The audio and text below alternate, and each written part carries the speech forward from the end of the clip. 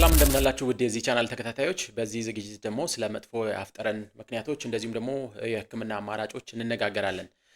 የአፍ መጥፎ ጠረን ወይም ደግሞ የአፍ መጥፎ ጠረኖች ምክንያታቸው በጣም ብዙ ነው። በተለይ አፍ ውስጥ የሚገኙ የተለያዩ ሁኔታዎች እንደዚሁም ደግሞ ከአፍ ውጭ ያሉ የጤና ችግሮች መጥፎ የአፍ ጠረን ሊያስከትሉ ይችላሉ። ብዙ ሰዎች መጥፎ የአፍ ጠረን ይታከማል ብለው ስለማያስቡ ከዛ የመጥፎ የአፍ ጠረን ጋር ለረጅም ጊዜ መቆየት እንደዚሁም ደግሞ ከዛ ጋር ተያይዞ ለሚከሰቱ የስነ ልቦና ችግሮች የመጋለጥ እድላቸው በጣም ሰፊ ነው። መጥፎ የአፍ ጠረን ብዙ ምክንያቶች አሉት። እነዚህን ምክንያቶች አፍ ውስጥ የሚገኙ ምክንያቶች እንደዚሁም ደግሞ ከአፍ ውስጥ ውጪ የሚገኙ ምክንያቶች ብለን በሁለት እንከፍላቸዋለን። አብዛኞቹ ምክንያቶች ወይም ደግሞ 90% የሚሆነው መጥፎ የአፍ ጠረን ምክንያቶች አፍ ውስጥ የሚከሰቱ ችግሮች ናቸው። በተለይ እነዚህ ችግሮች በአብዛኛው መስተካከል፣ መታረም እንዲሁም ደግሞ መዳን የሚችሉ እንደዚሁም ደግሞ መጥፎ የአፍ ጠረን ሽታን ወይም ደግሞ መጥፎ ጠረንን ማስወገድ የሚችሉ ናቸው። በተለይ ከጥርስ መቦርቦር ጋር ተይዞ በተለይ ከጥርስ መቦርቦር ጋር እንደዚሁም ደግሞ ከድድ በሽታ ጋር እንደዚሁም ደግሞ ፔሪኮሮናይተስ ብለን የምንጠራው የጤና ችግር በተለይ የመጨረሻው ጥርስ የታችኛው መንጋጋ ላይ ያለው ለመብቀል ሞክሮ ነገር ግን ሙሉ ለሙሉ አለመብቀል እንዲሁም በስጋ መሸፈን እዛ ውስጥ በቀላሉ ቆሻሻ እንዲገባ እንደዚሁም ደግሞ ኢንፌክሽን እንዲያመጣ መጥፎ የአፍ ጠረን እንዲከሰት የማድረግ እድሉ በጣም ሰፊ ነው። እንደዚሁም ደግሞ ምላስ ላይ የሚከሰቱ ችግሮች በተለይ የተሰነጣጠቀ ምላስ ያላቸው ሰዎች እንደዚሁም ደግሞ የአፍ ንጽህናቸውን የማይጠብቁ ሰዎች ለመጥፎ የአፍ ጠረን የመጋለጥ እድላቸው እንደዚሁ ሰፊ ነው። እንደዚሁም በተለይ ከፈንገስ ኢንፌክሽን ጋር ተያይዞ የሚከሰቱ መጥፎ የአፍ ጠረን እንደዚሁ አሉ። በተለይ የምላሳችሁ የውጨኛው ክፍል ወይም የላኛው ክፍል ነጭ መሆን እንደዚሁም ስታነሱት ያንን ነጭ ነገር ስጠርጉት ምላሳችሁ መድማት መጥፎ የአፍ ጠረን፣ እንደዚሁም ደግሞ ምላሳችሁን የማቃጠል የመለብለብ ስሜት እንደዚሁም ደግሞ የምግብ ቴስት ማጣት ካለ ይሄ ፈንገስ ኢንፌክሽን የመሆን እድል አለው። እንደዚሁም ደግሞ በቶንሲል አካባቢ የሚከሰቱ እንደዚሁ ችግሮች ከዚህ ጋር ግንኙነት አላቸው ከመጥፎ የአፍ ጠረን ጋር።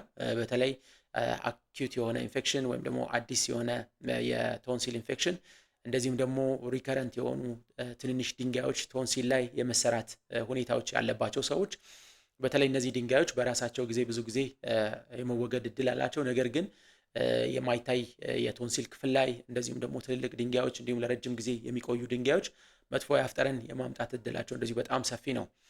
እንደዚሁም ደግሞ አፍንጫ ውስጥ የሚከሰቱ የተለያዩ ችግሮችም እንደዚሁ ለመጥፎ የአፍ ጠረን ይዳርጋሉ። ለምሳሌ የሳይነስ ችግር እንደዚሁም ደግሞ የአፍንጫ አለርጂ እንዲሁም ደግሞ አፍንጫ ውስጥ የሚያድጉ ስጋዎች ፖሊፕ ብለን የምንጠራቸው እንደዚሁም ደግሞ ኢንፌሪየር ተርሚኔት ብለን የምንጠራው የአፍንጫ ክፍል ማደግ እንደዚህ አይነት መጥፎ የአፍ ጠረን ሽታዎች እንዲከሰቱ ያደርጋል። እነዚህ ችግሮች መወገድ መስተካከል የሚችሉ ናቸው። መጥፎ የአፍ ጠረንን እንደዚሁ ማስወገድ ይቻላል። እንደዚሁም በተለይ ጥርስ እንዲሁም የጥርስ አቃፊ ስትራክቸሮች ላይ የሚከሰቱ ችግሮች መጥፎ የአፍ ጠረን ያስከትላሉ። ለምሳሌ ፔሪዮዶንታይተስ ብለን የምንጠቅሰው ችግር ወይም ደግሞ የጥርስ አቃፊ እና የጥርስ ችግር መጥፎ የአፍ ጠረን ያስከትላል።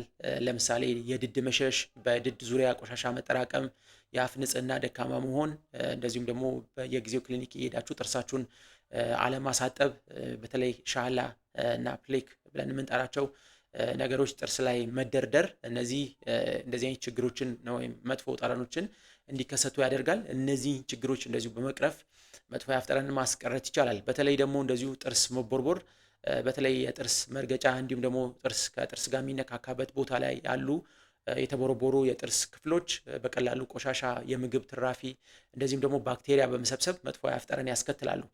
እነዚህን ችግሮች መጥፎ የአፍ ጠረን ምክንያቱ አፍ ውስጥ ያለ ብለን እንወስዳቸው ናቸው።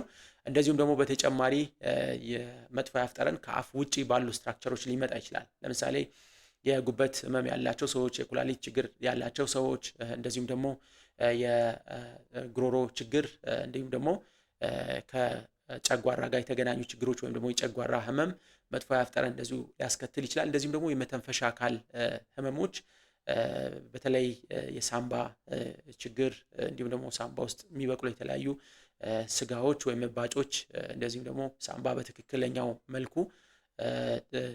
አለመሆን ወይም ደግሞ የሳምባ ጉዳት ከኢንፌክሽን ጋር ተያይዞ መጥፎ የአፍ ጠረን ሊያስከትል ይችላል። ስለዚህ ቀደም እንዳልኳችሁ አብዛኞቹ ወይም ደግሞ 90% የሚሆነው አፍ ውስጥ እንዲሁም ደግሞ አፍ አካባቢ ላይ ያሉ ስትራክቸሮች ላይ ካሉ ችግሮች ወይም ካሉ የጤና ችግሮች ጋር ተያይዞ የሚከሰቱ ናቸው። እነዚህን ችግሮች ወይም ደግሞ አንደርላይን ኮዞቹን በማስተካከል ችግሩን መቅረፍ ይቻላል፣ ማረም ማስተካከል ይቻላል።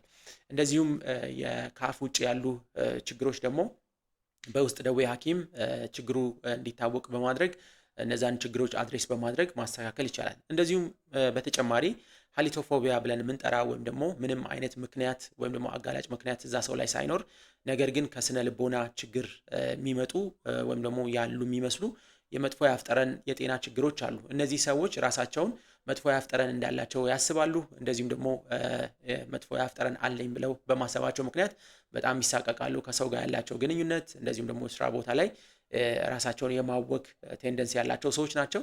እነዚህ ችግሮች በተለይ በካውንስሊንግ እንዲሁም ደግሞ በሳይኪያትሪ እና በሳይኮሎጂካል ሰፖርት መስተካከል የሚችሉ ችግሮች ናቸው። እነዚህ ሃሊቶፎቢያ ያላቸው ሰዎች ከመጥፎ የአፍ ጠረን ጋር ተያይዞ ፍራቻ ስለሚያድርባቸው ወይም ደግሞ አለኝ ብለው ስለሚያስቡ ራሳቸውን ሳይኮሎጂካሊ ወይም ደግሞ በስነ ልቦና ደረጃ ማወክ እንደዚሁም ደግሞ ራሳቸውን አይዞሌት ማድረግ እንደዚህ አይነት ባህሪ ያላቸው። እነዚህም ችግሮች ቅድም እንዳልኳችሁ በሙያተኛ መቀረፍ የሚችሉ የጤና ችግሮች ናቸው።